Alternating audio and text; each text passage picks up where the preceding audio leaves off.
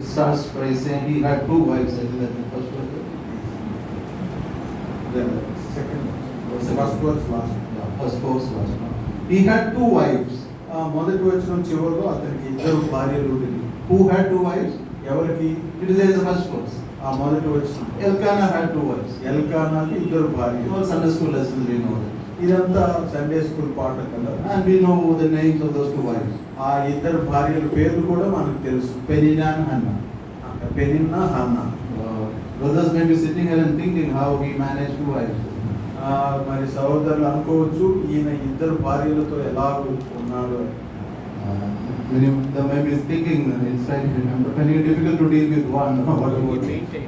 How will he maintain? When you may be thinking, I'm finding it difficult to deal with one, how he took care of two. ఒకరితోనే ఉండటం ఎంతో కష్టమైతే ఇద్దరితో ఎలాగో వేగుతున్నాడు. That is not a problem now, how he managed. ఆయన ఎలాగో దాన్ని సమపాలించుకున్నాడో మనకు తెలియదు. Some of us say that okay, that time there are two, why can't I have two? కొంతమంది ఏమనుకున్నారంటే అప్పుడు ఇద్దరు భార్యలు ఉన్నారు కదా, ఇప్పుడు కూడా ఉండవచ్చు కదా. Now it is one for one, one is to one. అయితే ఇప్పుడు ఒకరికి ఒకరే. How he managed is not our problem, let's leave that. ఆయన ఎలాగో వారితో వేగాడో మనకు తెలియదు, దాన్ని వదిలిపెట్టేద్దాం. Yeah, Peninnah had children. మరి పెనిన్నాకు పిల్లలు ఉన్నారు. How many children she had? ఎంతమంది పిల్లలు We don't know. మనకు తెలియదు. What are their names? వారి పేర్లు We don't know. మనకు తెలియదు. What did they do? వారు ఏం చేశారు We don't know. మనకు తెలియదు. But Hannah's children, we know how many children she had. అయితే హన్నా పిల్లల గురించి ఎంతమంది ఉన్నారనేది మనకు తెలుసు. We know what her eldest son Samuel ఆమె యొక్క మొదటి కుమారుడైన సమూయేలు గురించి తెలుసు. and what he did for the Lord and for the nation of Israel. మరి ప్రభువు కొరకు ఆ జనాంగం కొరకు ఆయన ఏం చేశాడో తెలుసు. So Hannah had none. హన్నాకు ఎవరు లేరు. So that is the problem, that is the situation. అలాంటి పరిస్థితి ఉండింది, సమస్యగా. So for this situation, three of them responded differently.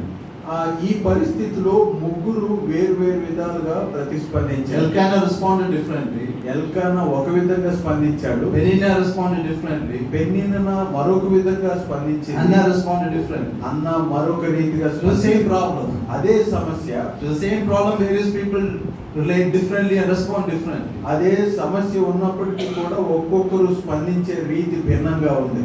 Why? ఎందుకు? They all God's family and they are going to worship, they are God's children. వారంతా కుటుంబంగా ఉండి పిల్లలు కలిగి దేవుని ఆరాధించడానికి వెళ్తున్నారు. Why can't all of them respond same way? వారందరూ ఒకే రీతిగా ఎందుకు స్పందించలేదు? Because of the connection you have with God determines your response. మనకు దేవునితో ఉన్న సంబంధం అనేది మనం ఎలాగ స్పందిస్తామనే దాని మీద ఆధారపడుతుంది. The depth of your relationship with the Lord will determine your response to situations. దేవునితో మనకున్న ఆ సంబంధం యొక్క లోతు అనేది మనం పరిస్థితులకు స్పందించే రీతిని ప్రభావితం చేస్తుంది. My elder daughter gave birth to a son on July 25th this year. ఈ సంవత్సరం జూలై 25వ తేదీ వారి పెద్ద కుమారుని కనింది. He's a preterm baby too. He came out 2 months earlier.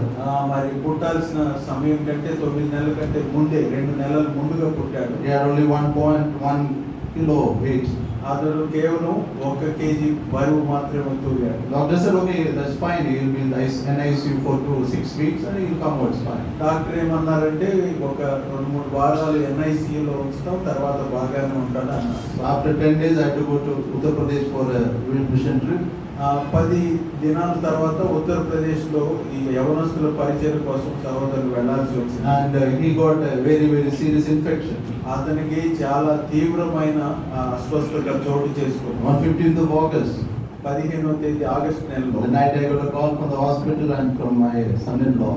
మరి వారి అల్లుడి నుంచి హాస్పిటల్ నుంచి ఒక ఫోన్ వచ్చింది. Hospital, my friend talked to me and son-in-law told me about what the doctor told me. మరి హాస్పిటల్లో వారి స్నేహితులుగా వారు తర్వాత వారి అల్లుడు Say మాట్లాడారు. that they can do anything with the child now.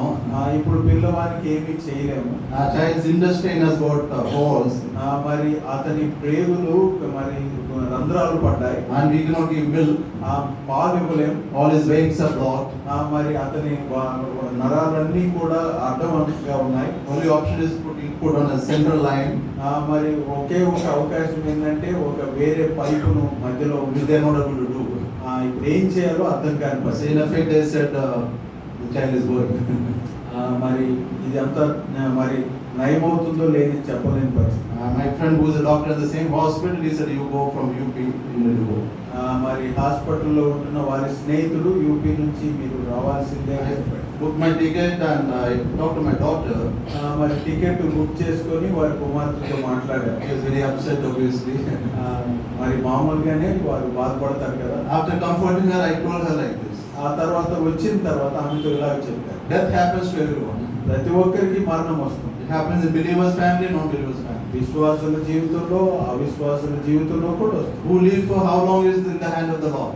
ఎవరు ఎంతకాలం జీవించాలనేది దేవుని చేతిలో ఉన్నది. Whether it's 5 days or 50 years, it's in His hands. ఒకవేళ 5 రోజులైనా 50 సంవత్సరాలైనా అది దేవుని చేతిలోనే ఉన్నది. But the question is not that.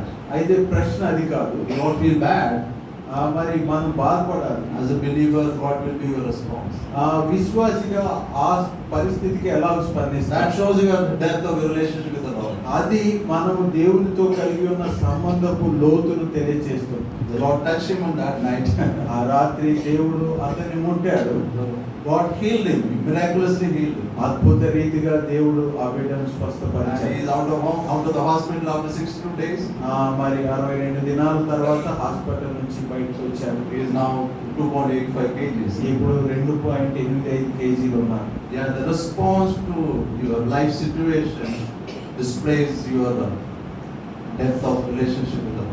పరిస్థితులు జీవితంలో చోటు చేసుకునే పరిస్థితులకు మనం ఎలాగో స్పందిస్తామనేది దేవునితో మనకున్న అనుబంధాన్ని బట్టి ఉంటుంది. Based on how deep your roots are going in. మన వేర్లు ఎంత లోతుకు వెళ్ళాయి అనేది. May the Lord help each one of us. దేవుడు మనలో ప్రతి ఒక్కరికి సహాయం So చేయగలడు. Elkanah, Peninnah and Hannah. Elkanah, Peninnah, Hannah. So read the verse 5, last portion. 5వ వచనం చివరి భాగం చదువుదాం.